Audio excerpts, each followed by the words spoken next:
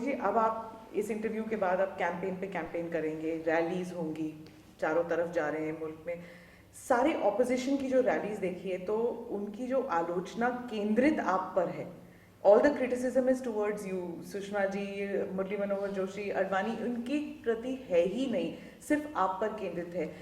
संजय बारू कहते हैं कि जब प्रधानमंत्री के बारे, you know, when he was under criticism, वो बहुत ही दुखी होते थे, वो अपने आप में समर्पित हो जाते थे लिटरली।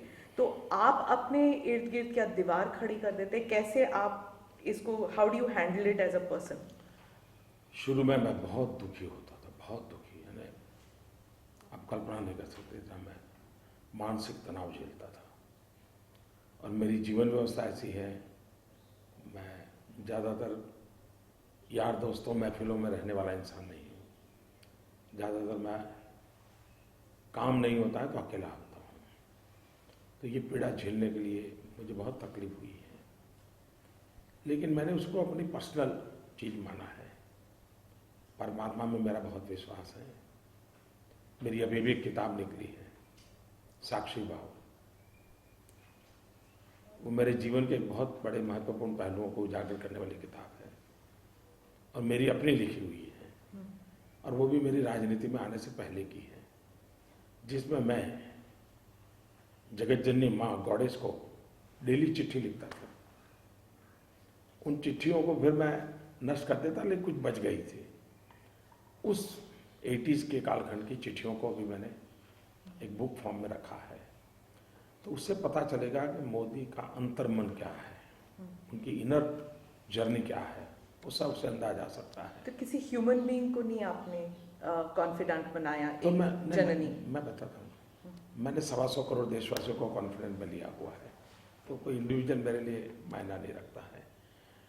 इसलिए ये पीड़ा के दिन बहुत मुश्किल गए हैं मेरे, लेकिन मैं आलोचना को नेगेटिव कभी लेता नहीं, आरोपों को खुद जब बैठता हूँ नेगेटिव नहीं लेता हूँ। मैं बहुत बारीकी से एनालिसिस करता हूँ और देखता हूँ कि इसमें से सचमुच में मेरे काम आने वाली भी कोई चीज़ है क्या, तो मैं उसका उपयोग करता हूँ। घोर मेरे विरोध का भी मैं अपने काम में उपयोग करता हूँ, क्योंकि वो मुझे ताकत देता है। कोई कहता है मोदी जी ने ऐसा कपड़े नहीं पहनने चाहिए थे, तो ठीक है, नेगेटिव का, लेकिन मैं भी सोचता हूँ यार ठीक है, तो फिर मैं बदल करता हूँ। तो मेरे पर आरोप लगे, आलोचनाएं हुई, उसमें से मेरे काम की जितनी चीज़ें भगवान ने मुझे ताकत दी, मैंने उठाने की कोशिश की। और मैंने एक कविता लिखी थी, मेरी किताब है, कविताओं की भी मेरी किताब है, उसमें मैंने लिखा था, मुझे जितने पत्थर लोग मारते हैं, मैं उन पत्थरों से ही सीढ़ी बना देता हूँ, उन पत्थरों से स्टेयरकेस बना देता हूँ और उसी पत्थरों के सहारे में चलता हूँ। तो मैंने ये गाली गलौच आलोचना, मैंने कोशिश बहुत केयरफुली जरूर की है कि इन चीज़ों को कटुता में परिवर्तित ना हो। मेरे मन में किसी के प्रति कटुता पैदा ना हो, द्वेष पैदा ना हो, ये ईश्वर मेरी मदद करे, ये मेरा रहता है। दुख बहुत होता था, धीरे धीरे धीरे मैं इंटेलेक्चुअली चीज़ों को समझने लगा। फिर मुझे लगा कि ठीक है, it's a professional hazard, I have to live with it, I have to bear it.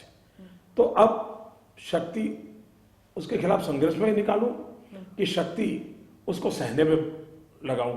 तो मैंने रास्ता चुना अपनी सहन शक्ति को ज्यादा बढ़ाना, अपनी शक्ति, वो रास्ता मैंने लिया। और इसमें योगा, स्पिरिचुअलिज्म, पहली बात है, मैंने अपने एक तो इंटेलेक्चुअल लेवल पे मैंने किया, दूसरा अपने आप को भगवान को समर्पित कर दिया। मैंने तय किया भगवान जो करेगा वही होगा, मैं कौन होता हूं। और इसलिए मैं आज बहुत मन से बहुत ही डिटैच हूं।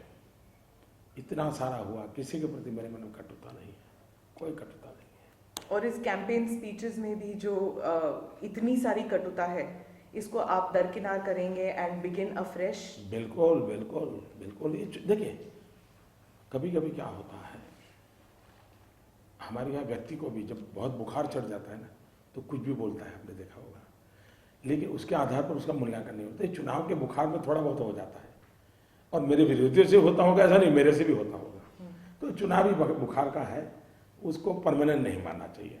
मैंने भी राहुल जी के लिए कुछ बोल दिया होगा, मैंने भी सोनिया जी के लिए बोल दिया होगा, मैंने भी मनमोहन जी के लिए बोल दिया होगा, नीतीश कुमार के लिए बोल दिया होगा। तो ये चुनावी बाखोर बुखार का माहौल है, इसको परमानेंट नहीं मानना चाहिए। और मैं भी मानता हूँ ये जो हम सार्वजनिक जीवन में लोग हैं उसको इस प्रकार से नहीं लेते हैं।